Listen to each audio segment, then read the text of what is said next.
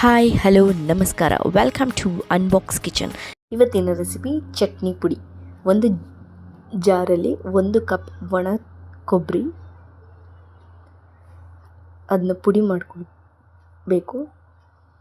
ಆನಂತರ 1 ಗಡ್ಡೆ ಬೆಳ್ಳುಳ್ಳಿ, 1/4 ಕಪ್ಪಷ್ಟು ಕಡಲೆಪಪ್ಪು ಮತ್ತು 1 ಇಡೀ ಒಣಗಿರೋ ಅಂತಹ ಕರಿಬೇವಿನ ಸೊಪ್ಪು, ರುಚಿಗೆ ತಕ್ಕಷ್ಟು ಉಪ್ಪು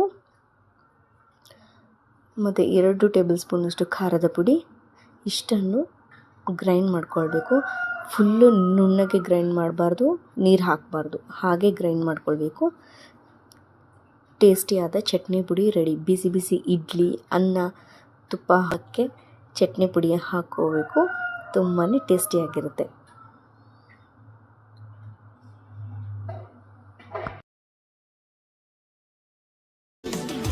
ನಾನು ಮಾಡಿರುವಂಥ ರೆಸಿಪಿ ನಿಮಗೆ ಇಷ್ಟ ಆದಲ್ಲಿ ಪ್ಲೀಸ್ ಲೈಕ್ ಮಾಡಿ, ಶೇರ್ ಮಾಡಿ, ಸಬ್ಸ್ಕ್ರೈಬ್ ಮಾಡಿ.